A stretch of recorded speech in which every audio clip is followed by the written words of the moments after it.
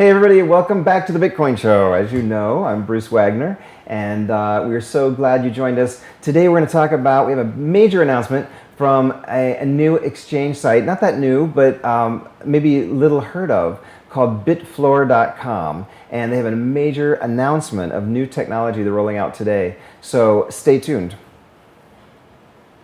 Today's episode of the Bitcoin Show is brought to you by BitcoinMe.com. It's basically the Bitcoin for Dummies site. It explains what is a Bitcoin, how to use it, why to use it. So tell all your friends, when you tell them about Bitcoin, tell them to check out BitcoinMe.com. There's also a Buy tab that teaches you how people buy Bitcoin, and there's an Accept tab to teach you how to accept Bitcoin as a merchant, and Shopping tab to show you all the places you can shop with Bitcoin.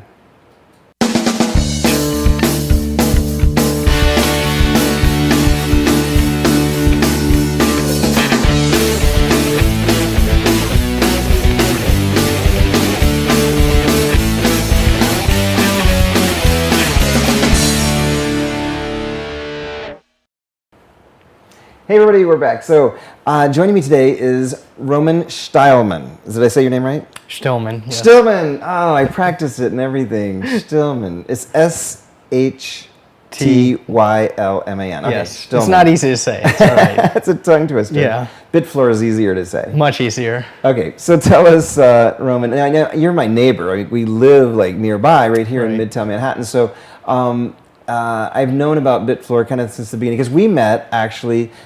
Was the first time we met at the Bitcoin conference last August? Yes, okay. in New York. Yep. Okay, right here. It was. All right. Mm-hmm. And I remember meeting you, and I remember you saying that my friend and I are gonna start a Bitcoin exchange. And I was like, that's exactly right. Okay. I mean, that was like one of the first things I heard you say. Mm-hmm. And I was like, okay, who are these kids? I mean, because I thought you looked like a lot younger than you are, by the way, which is a good thing, actually. Yeah. You'll appreciate that later. But I thought, oh my gosh, okay, that's cool. Good for you. The more the better. But since then, you've launched it, and I've been hearing fantastic things about Bitcoin. Bitfloor. When did you actually launch Bitfloor? I believe it was November when we actually pushed out to production and allowed people to start depositing real funds and real, Bitcoin, real US dollar. Before that, we had the testnet running, which just lets you, use fake currencies and, figure out what you need to do. Mm-hmm. But it was November, around that time frame. November. So when you started working on it, was it in August or September? Yeah, it was in August when we started working on it. We started, with the basics, looking at what some of the other exchanges had, and then, seeing where we wanted to improve upon that and getting, the fundamentals in place. We first started with things like the matching engine and the order gateways that would gear towards API trading. Mm-hmm. That's what interested us in the beginning, and then we rolled out things like the website on top of that. And once we had enough of the components in place that we felt comfortable, we launched. Okay, so in 3 months, that's like a major achievement. And you started this with a partner, right? Correct. And yes. What's his name? Vadim. Okay.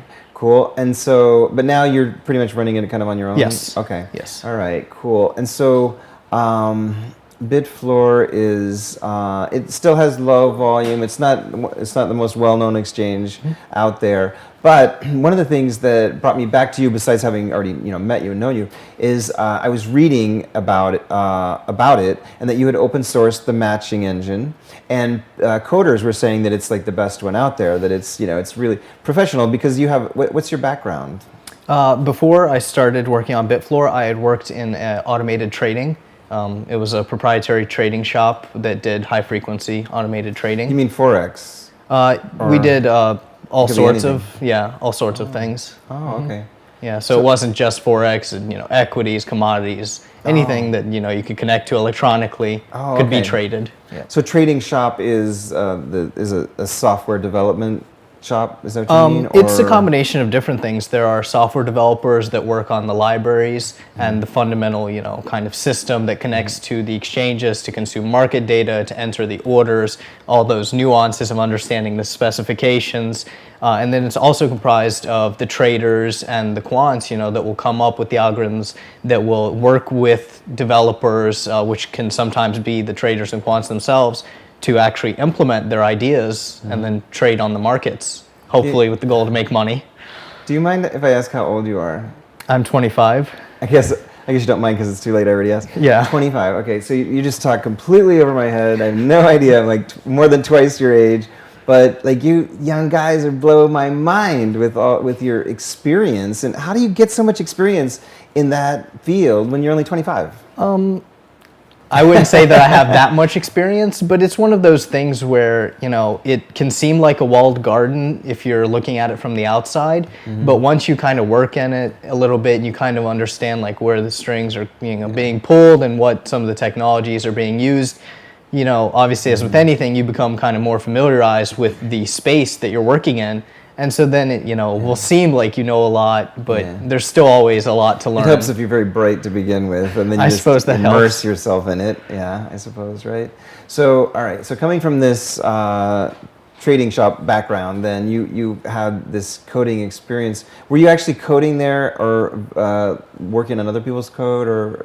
It's always a combination of both in development. Yeah, I was a software developer, so I would have the job of working on the systems that would connect to the exchanges to consume either market data or to be able to place orders, update the libraries that traders would then use to write their algorithms on top of. And I also worked with traders to implement some of their algorithms. So, a little bit of everything. Cool. And one of the things that I love most about Bitfloor is its simplicity. That less is more. Some of these sites that are so glitzy, they look like I don't know, like moving ads and visuals and stuff. It's just crazy. Too many features, too many scrolling marquees and nonsense garbage. And what I like is Google.com from the old days. Just search. And like real simple, like that Preev website, preev.com. I love simplicity. That's where it's at. Less is more. And Bitfloor, I love that it's just very straightforward. It's got your overview, and it's got your transactions, and then it's got your market data, right? And add funds, withdraw funds. That's it. Speaking of adding and withdrawing funds, it right now uses Dwolla only. So what's your what do you tell people when they ask you for other options, other ways to get funds in and out? People have asked about Paxum in the past. I told them that we would look into it. Obviously, that's no longer an option given that Paxum doesn't work with Bitcoin companies anymore. Some other options that we've considered: BitInstant, other things like Liberty Reserve, ACH directly, taking those. But mostly a lot of that has been put aside just to keep it simple and to help kind of manage our risk.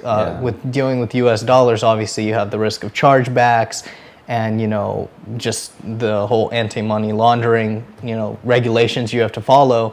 And so the less we can expose ourselves to potential attack vectors and kind of simplify our dealings with US dollars, the better. So we've been hesitant to, kind of add new things without properly exploring them. Right. So Paxum, for those of you who don't know, Paxum recently has announced, right, that they're closing their dealings with any business that does business with Bitcoin. So that's kind of closing that venue.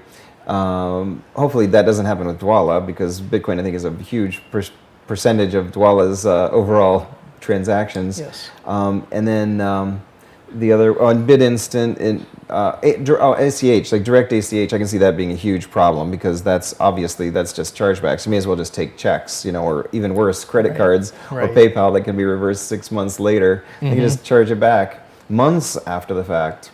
180 days, yeah. Yeah, that's, Well, actually, they can even, I've heard of cases where credit cards and PayPal can even up to 6 months later. It depends on the specific terms and stuff. But anyway, so BitInstant is good, but then that kind of, it works real well, but it also opens you up to another venue of having to deal with US dollars directly, and that makes sense. So Dwolla works for now. I mean, there is that Dwolla Instant service they have. I think it's a maximum of $300 or something like that, but you can apply for that so that they can at least put money in instantly, and then then they settle back on the end. Do you know how that works? No. Dwolla basically extends you a line of credit. You apply for it, and they're basically giving you a line of credit for $300. And so I say instantly send it, and they instantly send it, and then the 6 calendar days that it takes to get it out of my account, they're extending a loan to me until the money is pulled in. So there's like, I think it's $3 a month or something like that they charge for that service. So as long as you only need $300 at a time, it seems like a good idea. I don't know anybody who's actually. I know a couple people have applied for it, but I guess it takes some time to get approved. But anyway, so whatever. If they say 2 to 3 business days with Dwala, but sometimes I've seen it be like 5 or 6 calendar days. Yeah. So it has to do with, if you make a new Dwala account, it'll take some time for those initial first deposits, so you verify that account. Then it'll take some time for the ACH to transfer, and it's just kind of part of the U.S. ACH banking system. Yeah. But that's kind of how it is. But once you get past some of those initial hurdles with Dwala, I found that it's pretty reasonable to move funds in and out. Yeah, I mean the last time I did it, it was 6 calendar days. And I already had an established account. So this is like after that. So those of you who are setting up a Dwala account initially, account on is like, I would call it calendar days, not banking business days. I'd give it 5 days to set it up and another 6 days to do the transaction each time you do a transaction. But it's cool. One good thing is that when you put money, like if I take money out of an exchange into Dwala, I can send it right back out from Dwala to Bitfloor without having to wait, because it's pretty much instantaneous. As it comes in, it goes right back out. Yeah, that's what I would recommend for people if you're going to be, using funds between several exchanges, or it's not a one-time, I just need to convert some BTC to US dollars or anything like that. Just keep some in Dwala, an amount you're comfortable with, and then just have that so that you don't have to incur the, like you said, 6 calendar day wait time just to trade $10 if that's what you want to do. Exactly, yeah. Well, and then the what do you call it? The Dwala instant service would come in handy if it's only $10. Right. Anything less than 300. So that's pretty cool. Let's see. So about the matching engine, is that the part? I've talked to developers, because I'm not a developer anymore. Way back in the day a little bit, but I've talked to developers who say what's needed for Bitcoin is a high frequency exchange. So would you consider Bitfloor a high frequency exchange? Compared to the other exchanges, I would consider it a high frequency exchange, and I'll kind of outline why I think we can do more, a higher frequency than the others. Compared to real stock exchanges, obviously we're nowhere close. But one of the things that kind of makes us different than what I've seen implemented, and from what I know looking at the other exchanges, is that our matching engine is run entirely in process, in-memory orders, everything.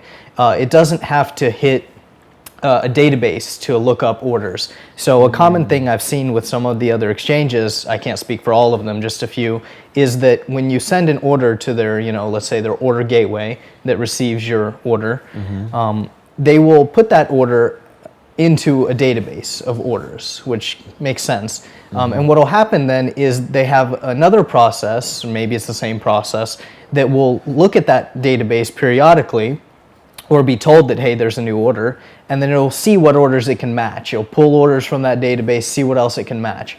For us, we don't do that. We accept your order at our order gateways. We, make sure you have the proper accounts on, the funds in your account. We put them on hold if necessary.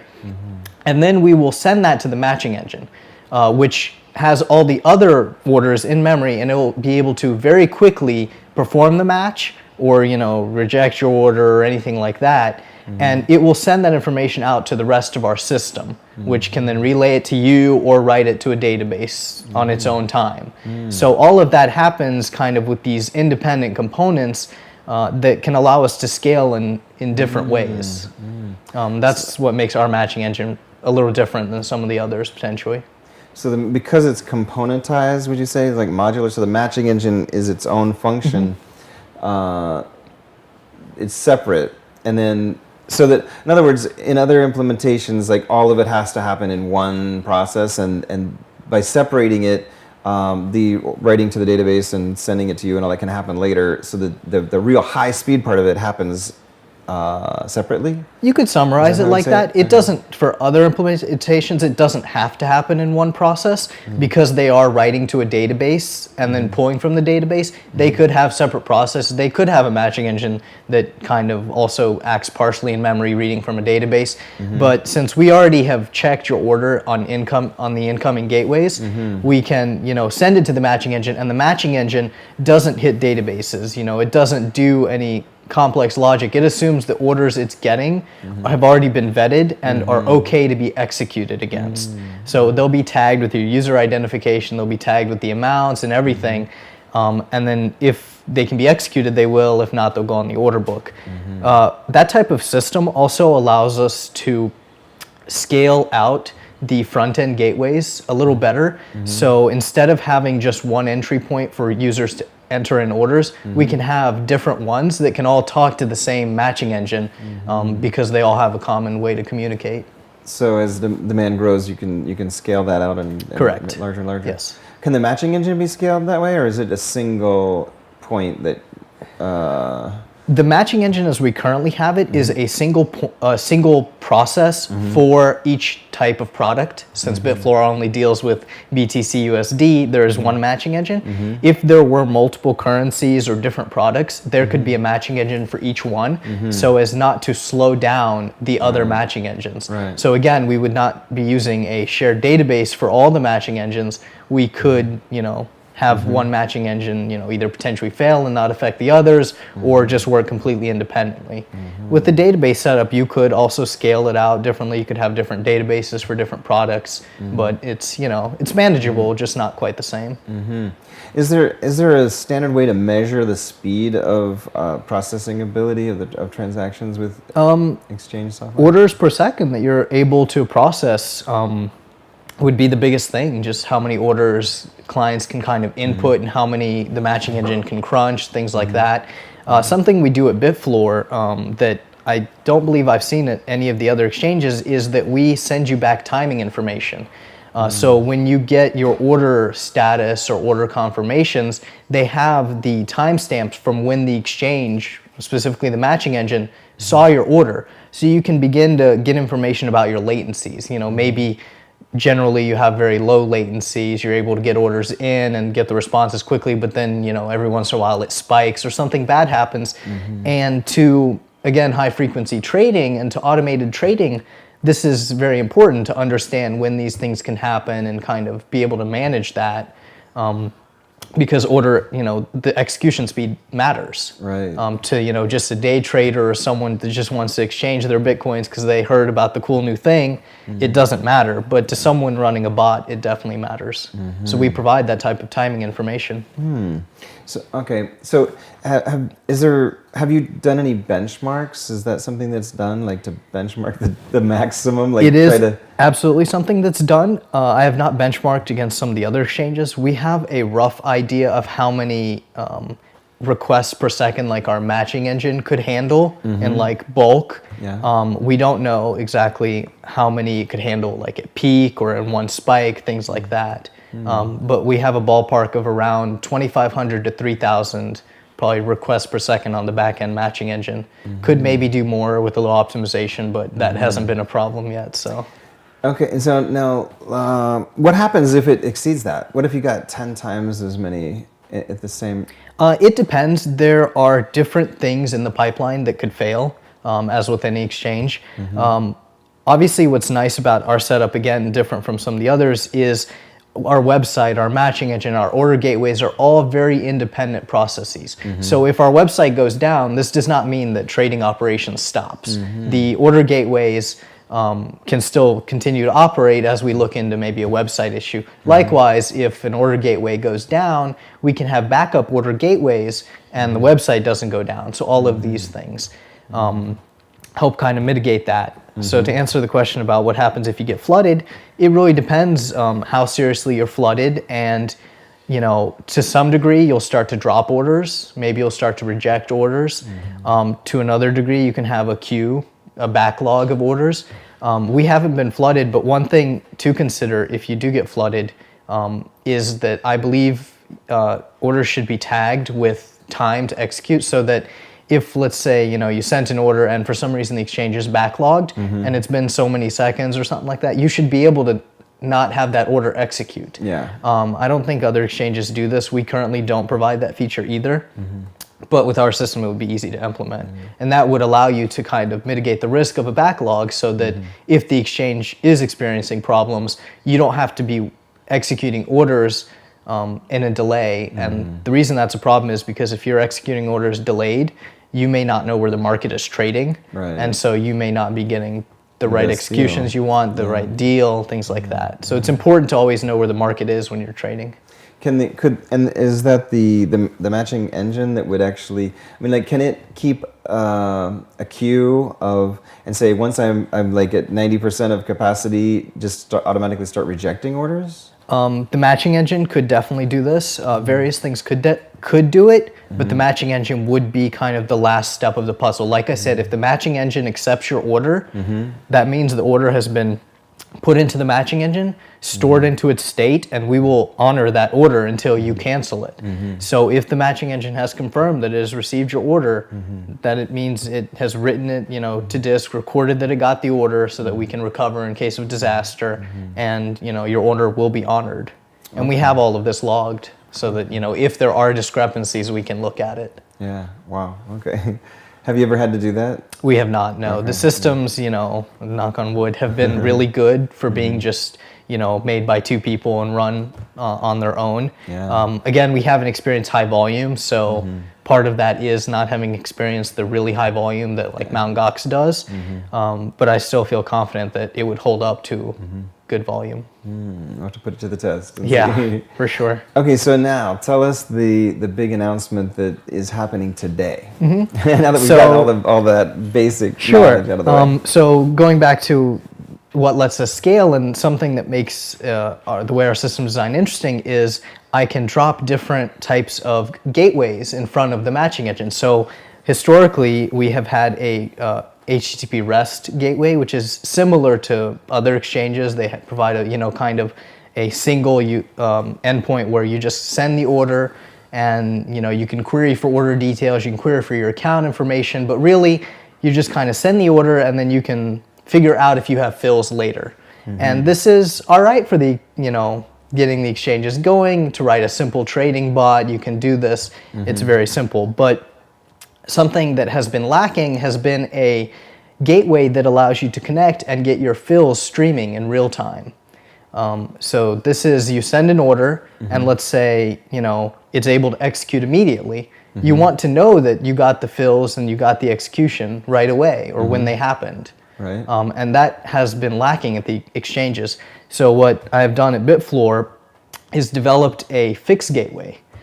FIX stands for Financial Information Exchange, and it is a standard used very widely in the financial industry for connecting to trading platforms, exchanges, and placing orders and getting fills back and getting that information in a real-time manner. So, starting today, Bitfloor will have a FIX gateway that traders can use to connect, send their orders, and do their trading. So they will use a FIX compatible software that will be their front end to interface with Bitfloor?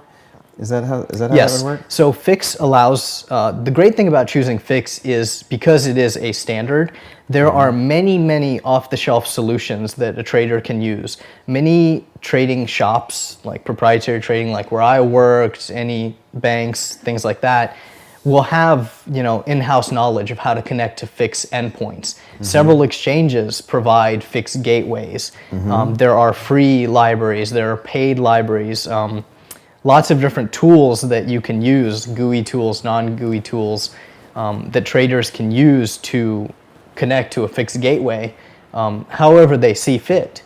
So providing it, you kind of piggyback on all of that existing knowledge and that industry standard that many people already know how to use. So someone coming into Bitcoin trading from a existing trading operation might be familiar with FIX. They won't necessarily be familiar with your custom REST API, Right. but with FIX they will be familiar, and they'll know how to connect to it. They'll know how it should operate, how to speak the Fix protocol essentially. And they already have the tools in place to do it. Exactly. So we got to do a press release and send it out to the whole trading community and say, Of course. guess what? You can do it with Bitcoin now, and Yes. only at Bitfloor. Yes, as far as I know, there's no other exchange that is providing a Fix gateway Wow. right now. That is cool.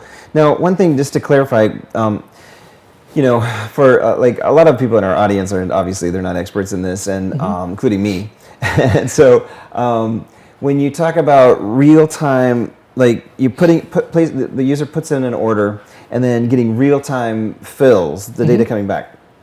I mean, an average user might say, well, I can get that on the other exchanges because within moments they see the order being filled and they get that information. But that's what you're saying is that's after the fact. That what you mean is like instantaneously within microseconds. Correct. Is that right? Yes, I do literally mean it could be microseconds. That's probably what you'll see on Bitfloor. On real exchanges, it's even faster.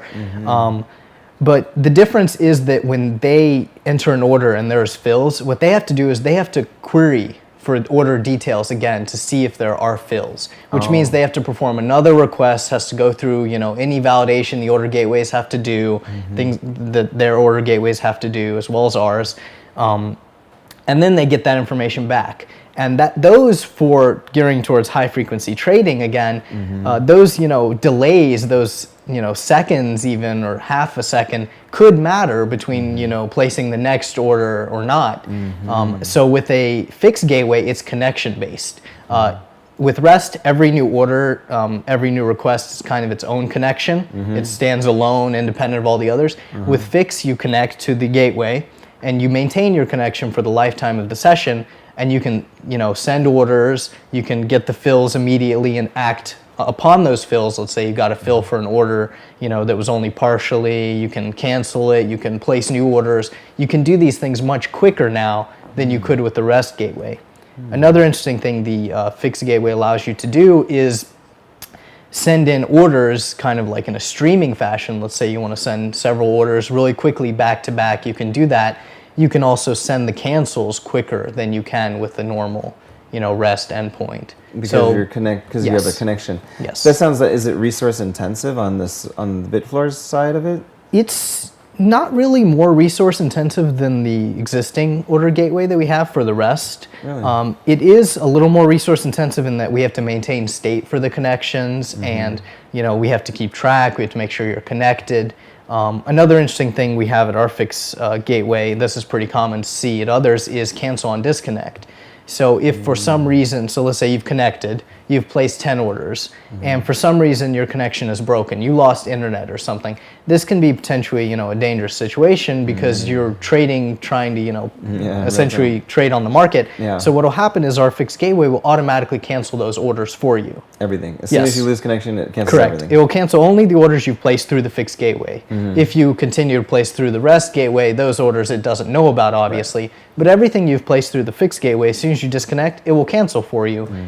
If it can, obviously, if an order has already executed because someone else beat you to it, you cannot. Yeah. But if it can, it will cancel, which kind of, mitigates the risk of losing your connection.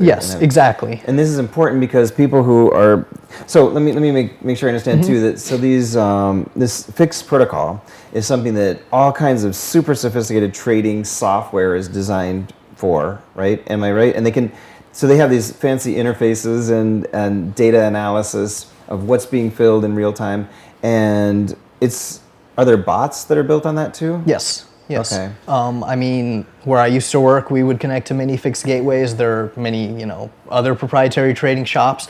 Like I said, Fix is a standard, well recognized and used by several exchanges. So there are many people that write bots, write libraries that can speak Fix, and will handle a lot of the session issues for you, so then you can just deal with, I want to build this order, or I want to know when I get a fill. Bitfloor itself, to write our Fix gateway, we write on top of an open source Fix library that we are heavily contributing to and expanding, and that's available on our GitHub page at github.com/Bitfloor.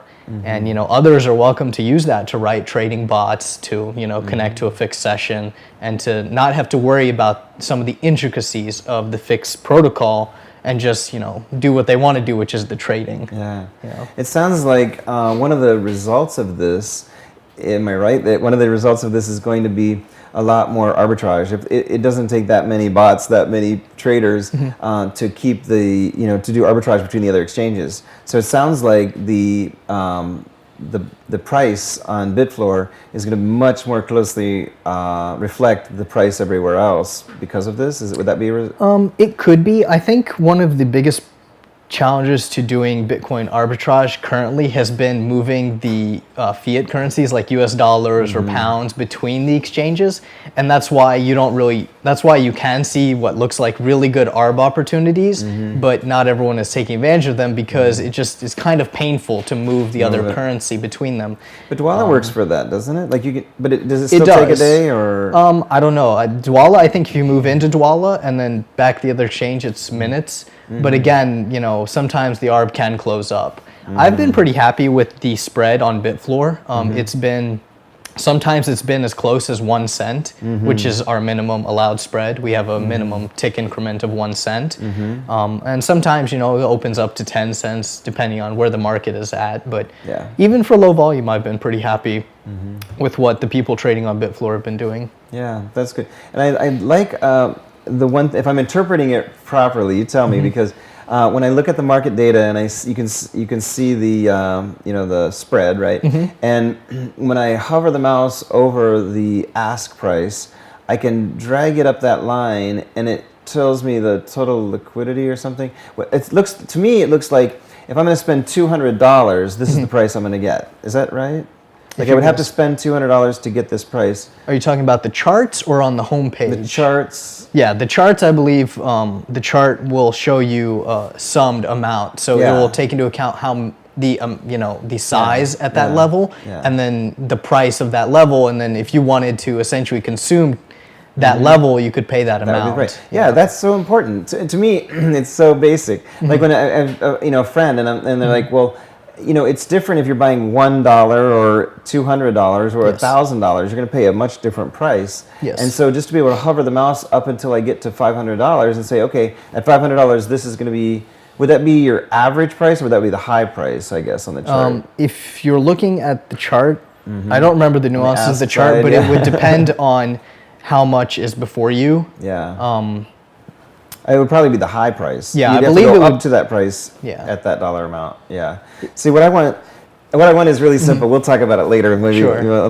But what I want is, I mean, super, super simple. To say, I want to buy $1,000 worth of Bitcoin, and then have it tell me the average price you would pay based on the order book now. I see. Just so simple, a little calculator. I tried to get Bitcoin charts to do it, and they kind of did the reverse. They're like, well, if you bought this many Bitcoins, it would cost this many dollars. But that's not how people do it. They don't say, I want this many Bitcoin. Usually it's the other way. They say, I have $500. What would be the price right now? Okay. So if I type in 500, kind of like Preve, like it should adjust in real time as I type, like Ajax. So that like I type in $500 and it will say that's going to be $398 per Bitcoin. If I type in $1,000, it's going to say, 407. So I can kind of play with the numbers, maybe even a chart or somehow, but so that you can see, like, okay, I should buy this many. I should buy, maybe not 1,000. I should buy 860 because at 860 I'll get a much better price than 1,000. Does that make sense? It does make sense. And one thing I'll say, without kind of going into too many details of how you could do basic trading or anything like that, is it really depends on your end goals, what you're trying to accomplish. If you just have, $100 and you need Bitcoins right now, no matter what, you don't really care, and you just want to do that, you just can put in an order for a very high, price and just do it for $100 and get the Bitcoins. Yeah. But if you're really looking to kind of slowly acquire them and want the best, price, sometimes it's not in your interest to kind of do one order. Sometimes it's in your interest to look at what the inside of the book is, which is the best bid and ask that you can get, kind of take that order, and then wait to see if someone else will come in and kind of, step into that position, right? So like the sand is coming down the side of a hill, and you just Exactly. grab some, and then more will fill in. Exactly. And then grab some, and then more will fill in. So this is obviously, this will, if you are patient, this can net you a better average price in the long run if the market doesn't move while you're doing it. Obviously, the danger with all of these things is that as you eat away, nothing fills in, so the spread widens and the market is moving essentially. Yeah. But obviously, on average, you'll do better that way than if you just Put in one dumped big order. $1,000, one big order. You're going to essentially, and this has happened on some of the other exchanges, you're just going to wipe out the book. Yeah. And this, it's a very real thing. It can happen. Yeah. So you won't get the best price, but again, if you don't care, it doesn't If you matter. want it, you need it, whatever. Yeah, exactly. That's kind of where, I guess that's kind of, basically the chart as it is kind of fills that purpose, because you see this valley in the middle, and then on the right-hand side is the asks, and if I just hover, I can see the price, and as the price goes up, I can see, okay, well, this is about the price I want to pay. Yep. So then that's 167. So I can just put in $167, and I know that I should get about that price. Yeah. So it kind of helps for planning if you want to play that little game. But yeah, Exactly, Ed yeah. does that all the time if you were doing it, for sure. Several users have asked about kind of an auto fill in for the price, or sort of kind of simulate a market order, if you will, where they don't really want to take the time to compute. They just price that they should trade at. They just need N number of Bitcoins, and they just want to do that immediately. And that's something we're looking into doing. You know what It's I not would very love? hard. Here's another feature that's maybe stupid. There's actually 3 features I can think of I want. One is, tell me if this is a good idea. Like literally a big green button and a big red button. And a green button that just says, buy all my dollars into Bitcoins. That's it. I want my dollars to be 0. Just buy. And buy all, buy entire, at whatever, just like do it. And then a red button that says sell all my Bitcoins for dollars, just like boom, and it just automatically does it. I know that you can obviously put in an order for, well, see, you can't though. Like I can't put in an order to buy 1 million Bitcoins at $20 a Bitcoin. Correct. Because it's going to say insufficient funds. Correct. So now I got to get out my calculator and do the math backwards. It's like, no, I just want to hit a green button and say buy all my money into Bitcoin. So that I want that feature. I think that could be a reasonable feature, given if you just had an OK step or something. Yeah, right? as long as it pops up and says, "Are you sure?" Yeah, exactly. Are you sure you want to spend all your dollars into Bitcoin at the current book? Yes, I'm sure. Something that's kind of the differentiating factor here. So another interesting thing. So while we're talking about kind of web interfaces and the trading interfaces, so I haven't seen this at the other exchanges. Maybe they've added it since then. But with Bitfloor, we have like in the trading interface online, we have a grid view, like a table that will list all of your active open orders, and you can expand them to see the fills and the fees you've incurred. Yeah. Kind of a very intuitive interface to get a complete overview of your trading history, if you will. A lot of this was designed with the idea of kind of a novice to kind of capable online trader, maybe. That's why we don't have, a giant big green button or giant red button. But certainly that is an important thing we want to also begin to cater to, is kind of a novice user coming into it that does want a lot of the math and a lot of the simplicity. And so we may either Doesn't simplify. have to be a giant green button. Just a little Sure, green exactly. button. Yeah. So it's really just deciding on who we're targeting with what type of interface. And what type of tools to give them. Even a capable trader sometimes just wants to buy $100 worth of Bitcoin and just buy it without having to get out their calculator. Yeah, exactly. Right? Of course. Yeah. That's one good. See, like on other exchanges, they'll allow you to exceed your funds, which is weird, and then it just keeps the remainder in an open, somehow in an open order. But so I can actually put in buy 1 million Bitcoins at $1,000 a Bitcoin, and it'll do the same thing as my little green button idea. Right. But then the remainder shows up in the order, but then I still have to go down there and click cancel, because if I don't, then it's like a permanent green button that will always be. So that's not perfect either. But I just want a one-time only click. Are you sure you want to spend all your dollars into Bitcoin at the current market, order book? Yes, I'm sure. Right. And then this the opposite, obviously. The other thing I would like is basically like a checkbox, so that I could have it automatically do that. So that and I'll tell you the use case for this. So this would be really useful for a merchant. If a merchant has a fear of currency risk because they want to receive Bitcoins, but they want it converted into dollars right away, because they're charging $12 for a cheeseburger and shake, and they need the $12. They can't take any chance that they're getting them at $5 today and then tomorrow it's back to $3. Right. So they need buttons that say a check mark that says auto sell always auto sell every Bitcoin that hits this account. I would love that because it has to be real visible. It should be actually be like the auto reply on Gmail where it's like a visible banner that says you have this set to auto sell, cancel now. So that it's like there. But it's a setting so that they could just leave it and go and never have to mess with it again. They only have to go in to withdraw the dollars. If like for example, if all they're using it for, like they can actually take their Bitcoin address for uploads to Bitfloor and make that their merchant's Bitcoin address. Yes. Then every Bitcoin that hits that address is auto sold and they don't have to worry about it. It's one less step for them to do for every transaction. So that's the other thing I'm gonna. That is interesting, and we can. That, I like that. Again, it's completely possible because of essentially the website and the trading features of the website act as just another gateway. So now, we at Bitfloor, we essentially have 3 order gateways, 3 different types. We have the REST API, we have the Fix order gateway, and the website. And, the website can be this place where it gears more towards novice or towards a merchant type of setup where it can provide some of these features. And as long as, you're being notified of what's happening with your account, I think it would be reasonable. Because the last thing we want to happen is, for things to accidentally be flipped or to, what you didn't intend to happen. Yeah, it has to be the language has to be very clear and are you sure and all that. Yeah. But these could be, they don't have to be obtrusive and they don't have to interfere with those capable traders. Right, that's the thing. They're completely, they're very independent systems and it's easy to kind of add on to the website a feature that would do that. And as long as it's been okayed, it'll make the records that the orders happened and things like that. You call it a REST IP. What is REST? REST is just a. I wish I could remember API, what the acronym. Yes, REST API. API. I know what an API is, but what's REST? REST is a certain type of API? Yes, I forget what the acronym stands for, but it essentially is over HTTP, and it means that there is no state in the connection. Essentially, you can do a request and get the response back from the server, and that's it. Unlike the Fix where it's connection. Every single transactional exactly. Connections. Yes. Okay.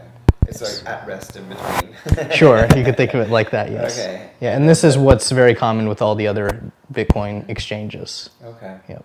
So, like, if somebody developed an Android app for Bitfloor, Bitfloor Mobile, yes, right, then would it use the Fix gateway or would it use the REST? It'd probably use the REST API. A mobile app would probably use the REST API because with mobile, obviously, you have the problems of losing the connection all the time. It would, and again, with mobile, you're not looking to do the type of high frequency and the immediate, feedback necessarily. Right. You're really just looking to place an order and have it be out there, or kind of look at your account overview, and all of those things you would do with a REST API, not a Fix API. Yeah. Cool. Or a mobile website would be equivalent. Yeah. It should be easy enough to create a mobile app. They should actually create like a universal mobile app that would work with multiple exchanges. It's possible. A lot of the exchanges do have very similar API kind of layouts. There are some libraries out there that can, I believe there's some PHP, some Python libraries that can talk to different exchanges. So the same thing would be done, on the mobile space. REST is very simple because essentially when your browser when you've loaded a website and your browser is talking, showing you the content and everything, it's also speaking REST to the server or over HTTP. So that it's all kind of the same thing. Very cool, very cool. So have you talked to any of your contacts in the trading space about and told them about this, or has this been hush hush till now? Not yet. The Fix Gateway we just launched today. Yeah, that's what I mean. It's available on the testnet now for just wide testing, and will be on the production network within the next few coming days once I feel kind of happy with where testnet is and get some users actually interested in it. Yeah.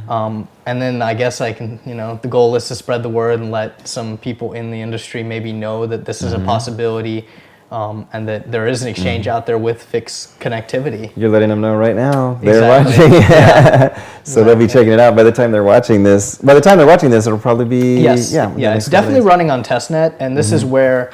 regardless of what type of trading you're doing, REST API or Fix or anything, I recommend you always start testing your things on our testnet. It's like fake money, fake US dollars. The same site, but you can what, change play dollars for fake Bitcoins? Is that what the Yep, testnet is? exactly. I didn't see that on this site. It's maybe I should Is it make a it a little setting or more something? known. It's not even a setting. Oh. If you go to the API documentation at the bottom of the page, it talks about how to test your bots. This would be really for testing bots. And this is through the API, not through the web interface. Through the web interface can as well, too? yes. Oh, There's okay. so the test network is just like the Bitcoin test network. It's a completely separate box, completely separate setup, and it's an entire clone of the production network. So everything you can do on production, you can do on testnet.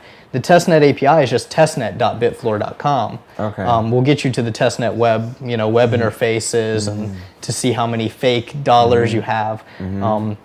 But otherwise, I recommend all users start there just to make sure they can connect properly, that their systems and our systems are doing what they expect before moving to real money on the real production network. Right. Maybe I did see it. I just didn't. I knew what it was, and I didn't. It's only mentioned in the API section because as a normal just web front end user, you wouldn't care that this kind of exists. Right. But if you're working on APIs, you will want to know how do I test it without incurring losses. Right. And the testnet is for that. Right. Cool. Exciting. All right. Wow. Well, we're getting the word out about the fixed gateway. Yeah, at definitely. Bitfloor. All right. Yeah, I'm very excited about it. I think it's my goal and belief is that it provides a little more kind of legitimacy to what Bitfloor is trying to accomplish, which is provide good APIs that people would be familiar with and that would provide the API resources they need. So not just kind of throwing together any old API, but actually thinking about how other real exchange, when I say real, I mean like NYSE, NASDAQ, BATS, how they do APIs, what terms do they use, and what are the characteristics of their systems, and then trying to bring some of that over to Bitfloor and its APIs. We document everything on our website.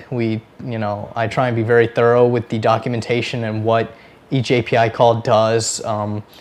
We provide example libraries, example bots. We don't want people coming to our exchange and then just having to hunt around everywhere else to find the documentation. We want it to be very clear on our own website what the exchange supports and what our capabilities are. Right. Yeah, so. And if people send you an email, you actually get it right away and read it and reply. Yeah, I'm kind of an email junkie. It's like a miracle. Yes, I get the emails to the phone, as a lot of people do, and I try and reply at least with confirmation that I've gotten their email. Most emails, like I said, because we've been low volume, have been really simple, either a request or a recommendation, and I thank them for that or address it and things like that. Do you ever get an email that's just like what is Bitcoin and why should I use it? Yes, You yeah. do? I do get those every once in a while. Forward those to bitcoinme.com. That's Yeah, and definitely Bitfloor is not necessarily the place to start as a complete novice. We try and redirect people to other sites, like bitcoinme.com to learn about it. Like I said, our goal is more from the trading aspect. Someone that is looking to trade, make a market, or just exchange some Bitcoins and is a little bit familiar with what it is. Cool. Yeah. So now after the fixed gateway, what's your next major thing you're going to undertake? I think the next thing to pursue on the exchange will be to re-examine some of the web interfaces you talked about, and some other people have alluded to ways we could clean it up, things here and there. Not much has changed on our web interface, and I do want to kind of revamp that, make it a little more structured, and build upon some of the good things there.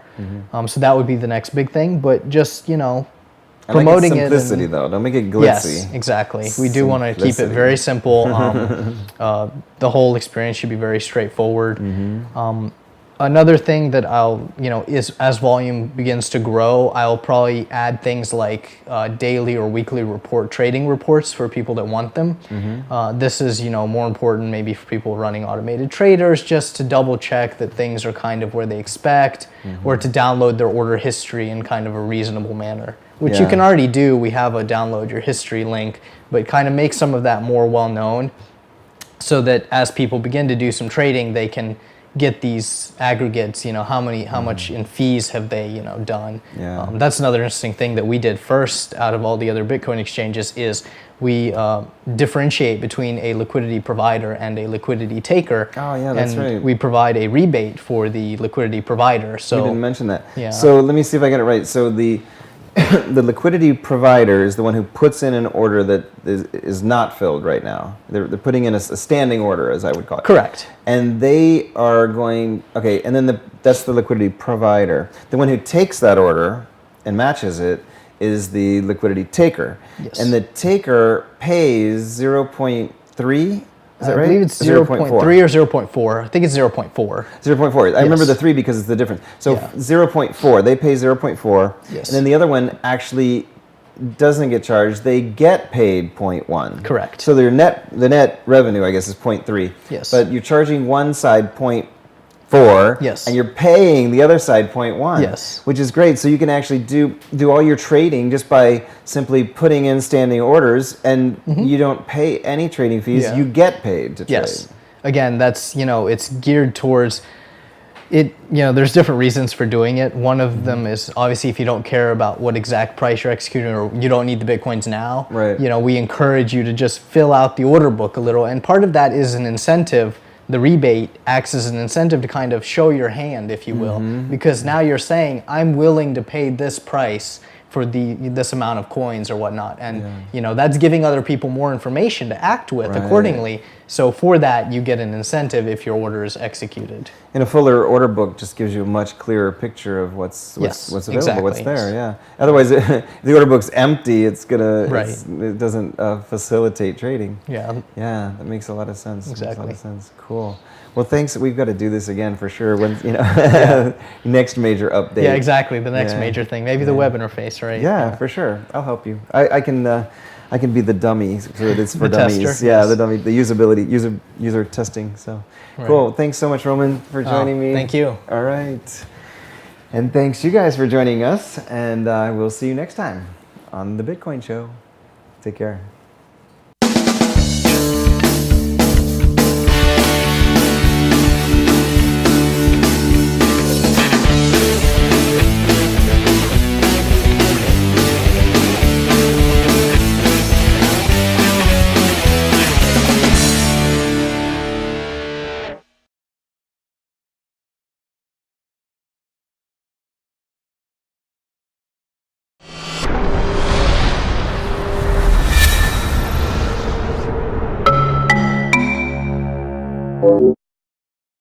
Completely over my head. I have no idea. I'm like more than twice your age, but like you young guys are blowing my mind with your experience. And how do you get so much experience in that field when you're only 25?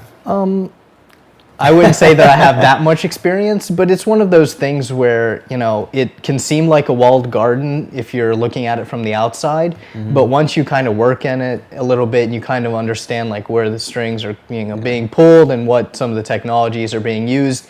Obviously, as with anything, you become kind of more familiarized with the space that you're working in. And so then it, will seem like you know a lot, but there's still always a lot to learn. It helps if you're very bright to begin with, and then you just immerse yourself in it. Yeah, I suppose, right? So, all right. So coming from this trading shop background, then you had this coding experience. Were you actually coding there, or working on other people's code, or? It's always a combination of both in development. Yeah, I was a software developer, so I would have the job of working on the systems that would connect to the exchanges to consume either market data or to be able to place orders, update the libraries that traders would then use to write their algorithms on top of. And I also worked with traders to implement some of their algorithms. So, a little bit of everything. Cool. And one of the things that I love most about Bitfloor is its simplicity. That less is more. Some of these sites that are so glitzy, they look like I don't know, like moving ads and visuals and stuff. It's just crazy. Too many features, too many scrolling marquees and nonsense garbage. And what I like is Google.com from the old days. Just search. And like real simple, like that Preev website, preev.com. I love simplicity. That's where it's at. Less is more. And Bitfloor, I love that it's just very straightforward. It's got your overview, and it's got your transactions, and then it's got your market data, right? And add funds, withdraw funds. That's it. Speaking of adding and withdrawing funds, it right now uses Dwala only. So what's your what do you tell people when they ask you for other options, other ways to get funds in and out? People have asked about Paxum in the past. I told them that we would look into it. Obviously, that's no longer an option given that Paxum doesn't work with Bitcoin companies anymore. Some other options that we've considered: BitInstant, other things like Liberty Reserve, ACH directly, taking those. But mostly a lot of that has been put aside just to keep it simple and to help kind of manage our risk. With dealing with US dollars, obviously you have the risk of chargebacks and just the whole anti-money laundering regulations you have to follow.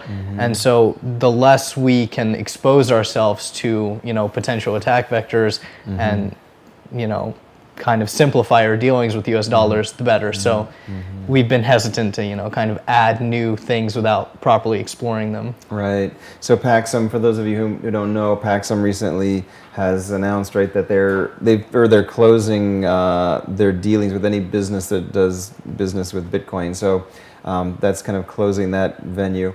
Hopefully that doesn't happen with Dwala, because Bitcoin, I think, is in 3 months, that's like a major achievement. And you started this with a partner, right? Correct. And yes. What's his name? Vadim. Okay, cool. And so, but now you're pretty much running it kind of on your own? Yes. Okay. Yes. All right, cool. And so, Bitfloor is it still has low volume. It's not the most well-known exchange out there. But one of the things that brought me back to you, besides having already met you and known you, is I was reading about it, and that you had open sourced the matching engine, and coders were saying that it's like the best one out there. That it's it's really professional because you have what's your background? Before I started working on Bitfloor, I had worked in automated trading. It was a proprietary trading shop that did high-frequency automated trading. You mean Forex? We did all sorts anything. of all sorts of things. Oh, okay.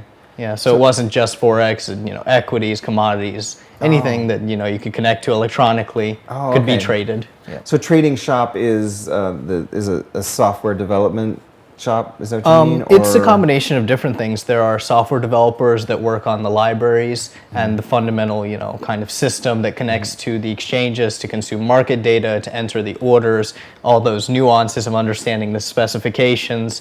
And then it's also comprised of the traders and the quants, that will come up with the algorithms that will work with developers, which can sometimes be the traders and quants themselves, to actually implement their ideas and then trade on the markets, hopefully with the goal to make money.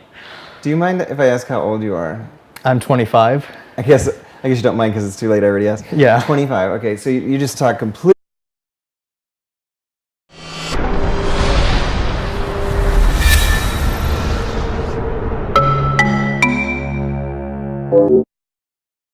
Hey everybody, welcome back to the Bitcoin Show. As you know, I'm Bruce Wagner, and we're so glad you joined us. Today we're going to talk about, we have a major announcement from a new exchange site, not that new, but maybe little heard of, called Bitfloor.com. And they have a major announcement of new technology they're rolling out today. So stay tuned. Today's episode of the Bitcoin Show is brought to you by BitcoinMe.com. It's basically the Bitcoin for Dummies site. It explains what is a Bitcoin, how to use it, why to use it. So tell all your friends, when you tell them about Bitcoin, tell them to check out BitcoinMe.com. There's also a Buy tab that teaches you how people buy Bitcoin. And there's an Accept tab to teach you how to accept Bitcoin as a merchant. And Shopping tab to show you all the places you can shop with Bitcoin.